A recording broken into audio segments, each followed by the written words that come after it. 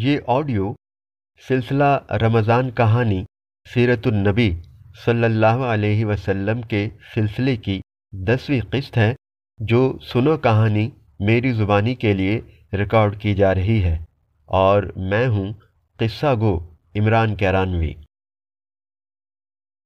جنگ بدر اور اللہ کی مدد۔ پیارے بچوں، جنگ بدر ایک نہایت اہم جنگ تھی جو مسلمانوں اور مشرکین مکہ کے مابین لڑی گئی۔ اس جنگ میں مسلمانوں کا بدترین دشمن ابو جہل بھی مارا گیا۔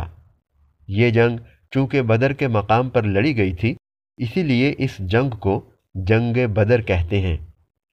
جنگ بدر میں مسلمانوں کی تعداد صرف 313 تھی، جبکہ دشمن کی فوج مسلمانوں کی تعداد سے 3 گنا بڑی تھی۔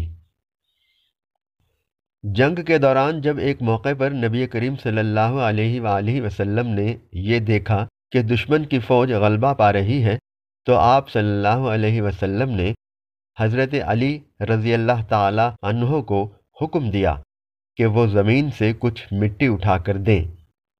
آپ صلی اللہ علیہ وسلم نے وہ مٹی بت پرستوں کی طرف پھینکتے ہوئے فرمایا، دور ہو جاؤ یہاں سے اے بے دین لوگو۔ آخر کار دشمن کو شکست ہوئی اور مسلمانوں کو اللہ نے فتح عطا فرمائی۔ پیارے ساتھیوں، جنگ بدر میں مسلمانوں کی ایک مختصر سی جماعت نے اپنے ایمان کی طاقت اور نبی کریم صلی اللہ علیہ وسلم کی بے مثال قیادت کی بدولت فتح حاصل کی۔ اس سے ہمیں یہ سبق ملتا ہے کہ ایمان کی پختگی اور نبی کریم صلی اللہ علیہ وآلہ وسلم کی اتباع کرنا دنیا اور آخرت میں کامیابی کی ضمانت ہے۔